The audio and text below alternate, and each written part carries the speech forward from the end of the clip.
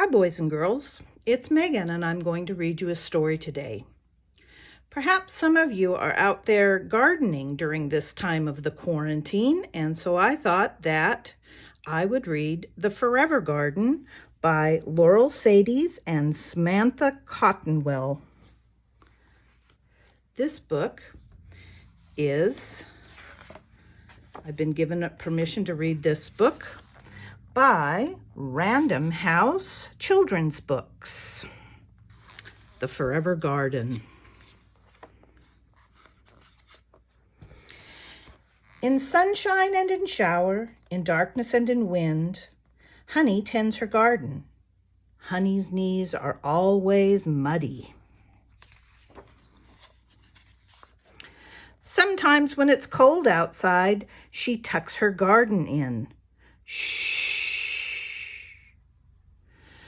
When the lettuces are small and new, Honey thins them. Her scissors say, schnick, and the peas climb up. Honey pulls her beets from the ground with a shout that scares the chickens. Ha!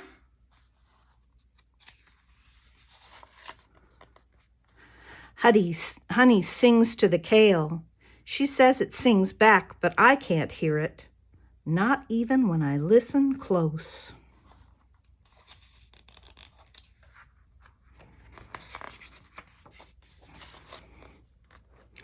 I hang on the fence in the mornings.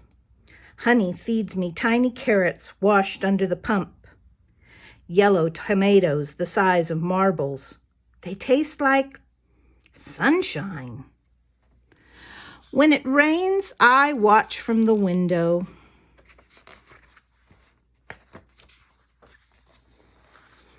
Sometimes Mom sends me to Honey for an egg to bake with. Honey's eggs are pink and green, smooth and speckled. The chickens get mad. They scatter. Cluck! Presto, says Honey as she slips an egg into my hand. The egg is warm. Each Friday night, I ask Honey to dinner.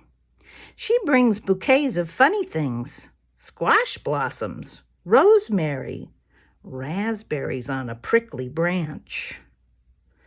Nothing matches, but everything fits, and the table smells like a meadow.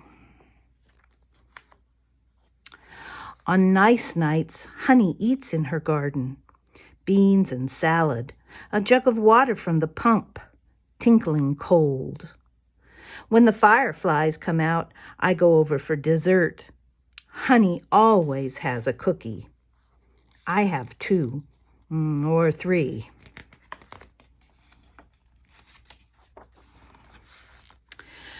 But one day there's a sign in Honey's yard.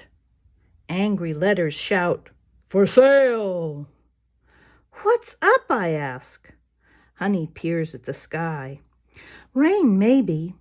No, I mean, are you moving? Honey stares at her garden. Yes, she says, my mother is sick. She needs me. Oh, I say, I'm sorry. Me too. I kneel down.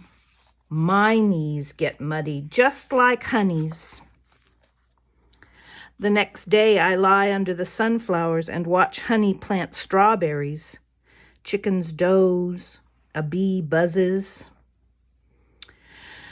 You know, there might be wasps where you're moving to, I warn her, or tornadoes. Honey turns to me and smiles. I'll miss you too, she says. I touch a strawberry leaf, dark and glossy.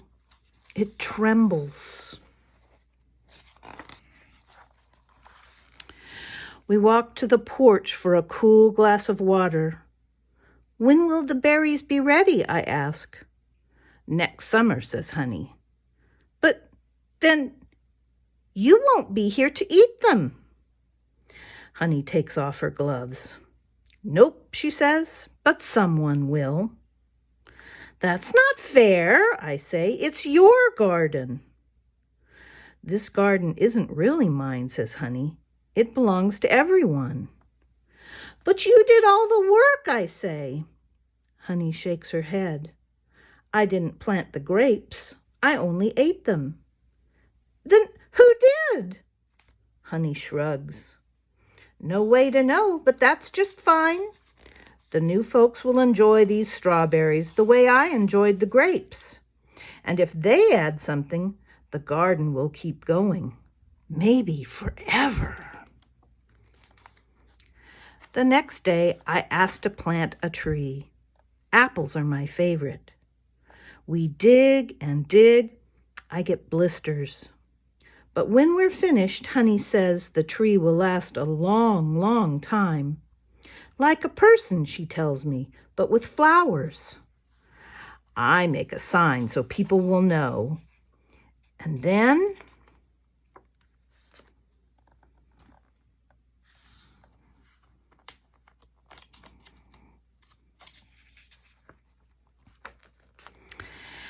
after that, Mom has to remember to buy eggs at the store.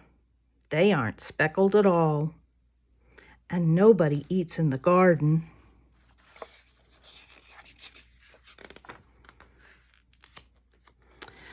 But one day, there are new people at Honey's.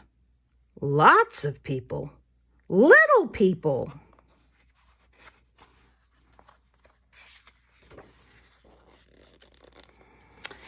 They don't seem to know anything about gardens, so I help. Each day I slip over the fence to check on things. I weed the rows. I say hi to my tree. Sometimes I sing to the kale.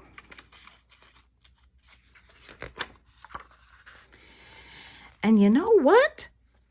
When the world is very quiet, if I close my eyes, I can hear it singing back.